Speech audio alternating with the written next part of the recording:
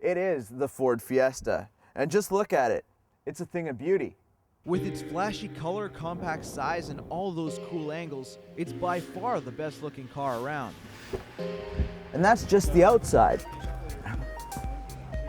Inside you can get yourself a push button ignition. Also you get yourself a Ford activated sync system that includes the connection right for your iPod so you can play your music right through your car. That also listens to you. USB, please say a command. Play album recovery. Playing album recovery. But the most important thing about a car Is how it feels under your feet.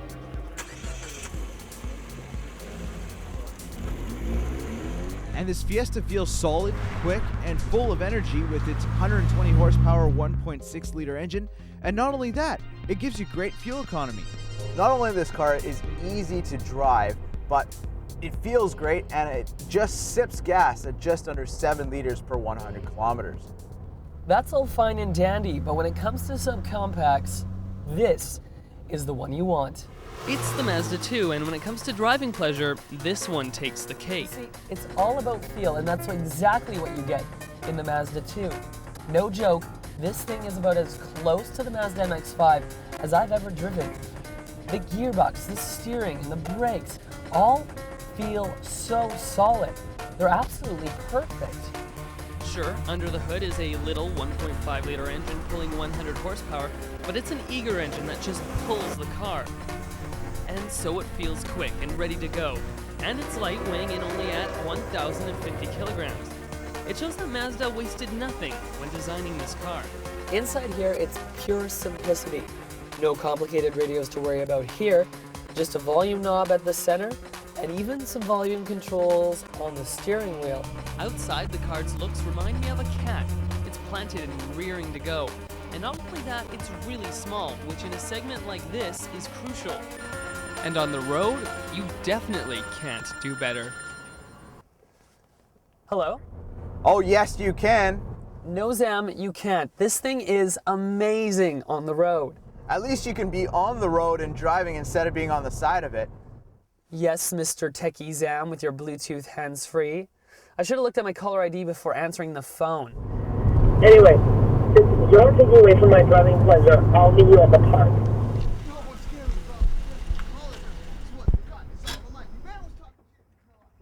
What took you so long?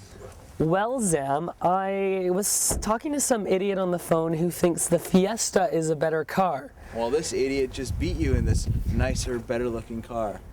Yeah, but I would rather drive this anyway. It's not a race. It's about the sensations you get from driving, Zam. You know, this car, this Fiesta, it's more comfortable inside. There's more room. I've also got more room in my tailgate. Not to mention, it's just overall more comfortable and a way better looking car to begin with.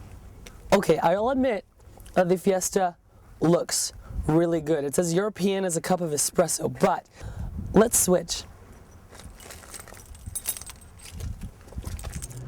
This little hamster just feels too rev happy for me. It feels like a high-pitched squeal.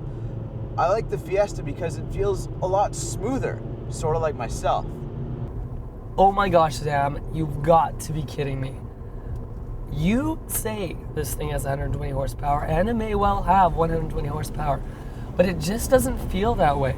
How on earth is it that this car can have so much more power and yet be so much more slow? You have to wring it to get anything out of it, and even then... There's the gearbox. It just feels all kind of sloppy and not very firm. Where in the Mazda, I actually enjoyed changing gears. In this, I'd rather not. Also, there's the glare of the dashboard on the windshield, and there's this stereo. Now, it may look very cool with its dial pad and dot matrix display, But it's needlessly complicated. Even the most seasoned of techies will have to put some effort in figuring this thing out. I reluctantly even had to look in the instruction manual. At least it's there for you. Here in this car, you get nothing. Play Jack Johnson. See? Nothing. And this car just looks like a kid's car. It looks like a toy. My next door neighbor came up to me yesterday and asked me, is this new car for your sister? The Fiesta just looks so much better, and you can't get beyond that. I need the technology of the Ford rather than the plainness of this Mazda 2. All right, now, I can tell you that despite all that, Zam, of all the ones, I'd still go back to the Mazda 2. It's just so much fun to drive. I can't be shaken from that. What about you, of the two?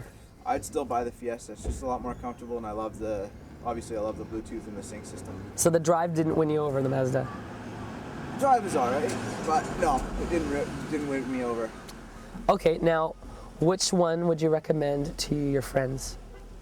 To be honest, it's neither one of these cars. It's the Honda Fit. And what about you?